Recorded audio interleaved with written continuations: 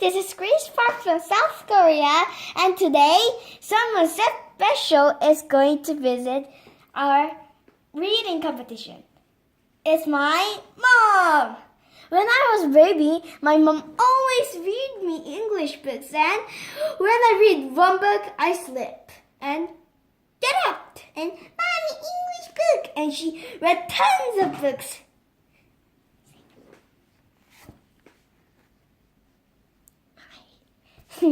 My mom is very shy because she is going to read a book.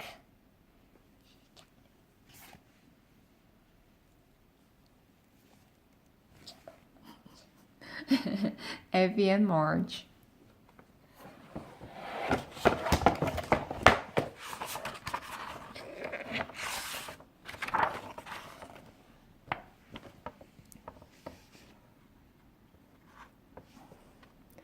Evie and Marge were best friends. They did everything together. They even dreamed together. They dreamed of becoming actors. Someday we'll be famous, said Evie. Someday everyone will want our autographs, said Marge. We'll change our names, said Evie. Mine will be Maria, said Marge. Mine will be Eliza. Wait, Maria said Evie. Is my name. My popular name. Your confirmation name. My confirmation name. Confirmation. Okay? And we'll always be best friends. They promised each other. We'll read the next page, okay? Now. But then something happened to test their friendship. It began when Mr. Stannis, their teacher, announced, I'm happy to tell you that our class was selected to present this year's play. We'll be doing Cinderella, and next week everyone can try out for parts. Evie and Marge both decided to try out for the lead role, the part of Cinderella. But deep down, I'll want you to get it, said Marge. And deep down, I'll want you, said Evie. They began at once to practice for the tryouts.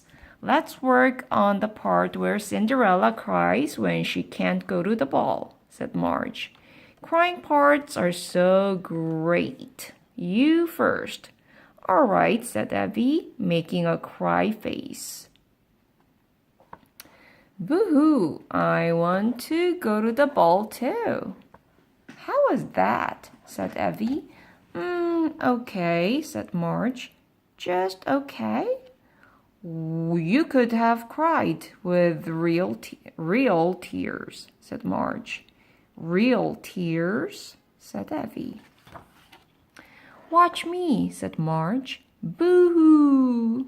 Marge began in a faint, weepy voice. I want to go to the ball too. Suddenly, Marge's eyes filled with tears. Real tears, gigantic tears. Tears that quickly became enormous puddles, spilling and splashing down her cheeks. And then, just as suddenly, she moaned, shook, swooned, and fell sobbing on the bed. Marge, Marge, are you all right? Evie cried out to her. Marge. Marge giggled. Of course, I'm all right. I was acting. Wow, said Evie. How did you do that? Easy, said Marge. I just remembered something bad that happened to me. Something really, really bad. Something so bad and so sad, just thinking about it made me cry. My cousin Harriet taught me how to do that. She took acting classes at summer camp, you know. What bad thing happened? Said Evie. It's a secret, said Marge. A secret from me? Said Evie. Even from you, said Marge. It has to be a secret. Harriet warned me about that. Keeping it secret is the magic. The magic for crying real tears. Now you try it, said Marge. But nothing bad ever happened to me, said Evie. Pretend, then, said Marge. Pretend something bad happened to you or someone you care about. Oh no, said Evie. It's only pretend, said Marge. Evie looked at the clock. I have to go home, she said. That night, just before bedtime, Evie tried to think of something bad or sad that had happened to her. Little by little, something came to her. She remembered a kindergarten birthday party and how she cried and cried because they ran out of cupcakes just when it was her turn to take one. Her favorite kind too, with pink and purple sprinkles. 네? And then she remembered crying even harder when she was offered a carrot stick instead. Perfect, thought Evie. I'll use that. So Evie squeezed her eyes real tight and with all her might tried to feel again the sting of missing out on that long ago most earned for a cupcake.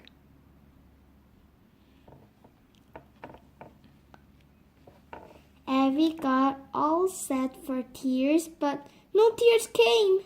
She squeezed her eyes again and again. She squeezed and squeezed and squeezed until her face turned purple for squeezing. Still no tears. Now Evie was exasperated. Now Evie was really exasperated. Now Evie was so exasperated she finally forced herself to take Marge's advice. She pretended something bad happened to her parents. Evie was so Frightened by what she pretended. She ran to her parents and hugged them and kissed them a dozen times. Evie is such a tender child, said her mother. She most certainly is, said her father. That night, Evie slept with her parents. The next night, Evie tried again. This time she pretended something terrible happened to her dog Morris. She pretended Morris was lost and couldn't be found. Pretending Morris was lost shook Evie up so much she ran to Morris and hugged him and patted him and kissed him too a dozen times. That night Evie slept with Morris.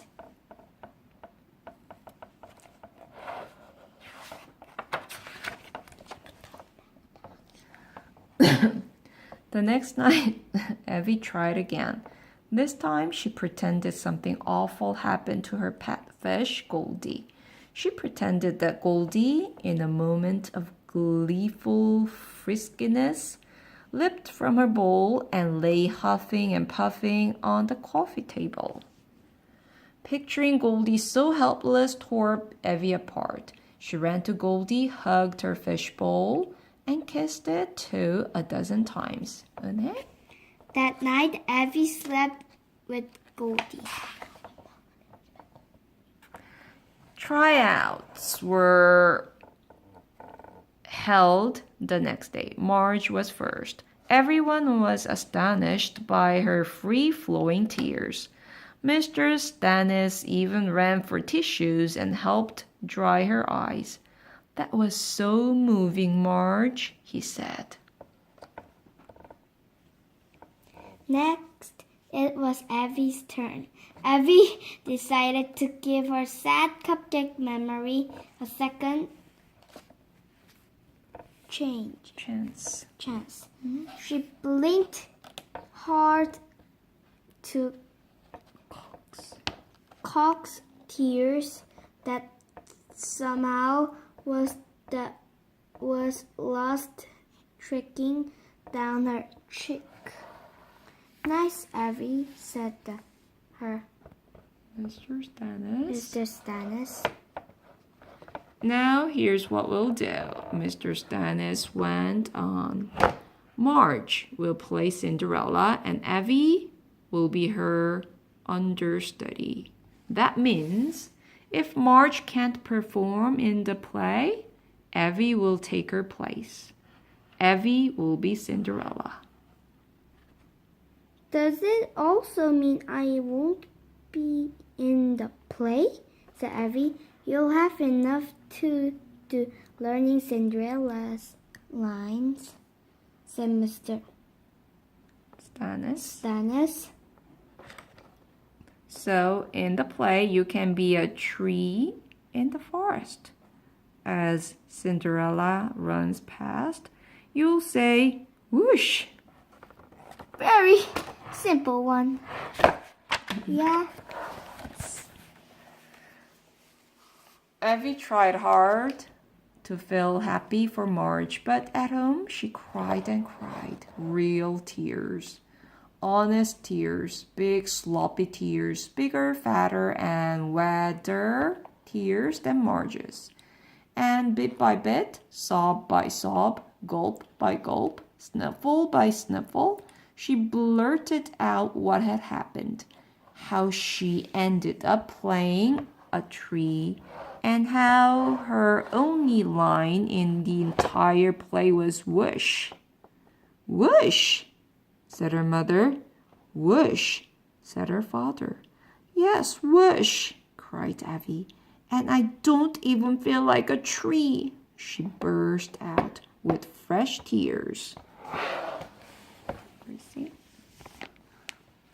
Her father dried Evie's eyes and let her blow her nose into his handkerchief. And then he said, listen, Evie, you're going to go out there and slam that word wish right at the ballpark. You're going to be the best wisher you can possibly be. You're going to wish like nobody has ever wished. Do you hear me, Evie? Slugger? I hear you, soft Evie, but I still hate my part. So, every night, Evie practiced her one lonely line, wish, wish. She said in different ways. Wish, wish, she said in different voices with different gestures. Wish, wish, wish. Crazy. And every day she realized rehearsed the Cinderella role with Marge.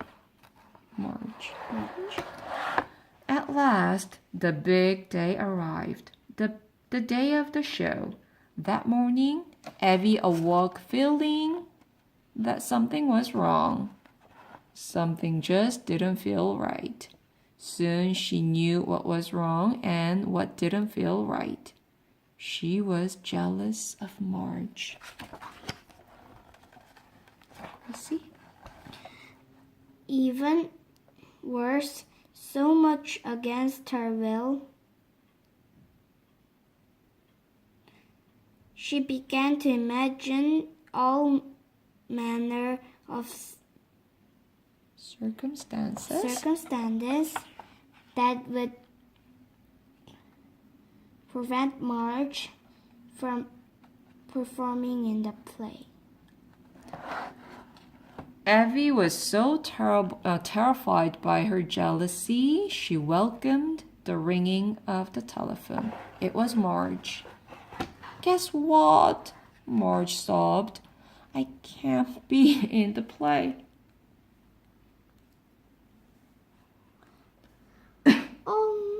I have the worst cold. Oh no, said Evie. I feel so bad for you.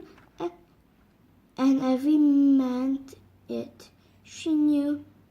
Too painful. How rotten it felt to be disappointed. Good luck playing Cinderella. Marge cried as she hung up. You even coughed just like Marge.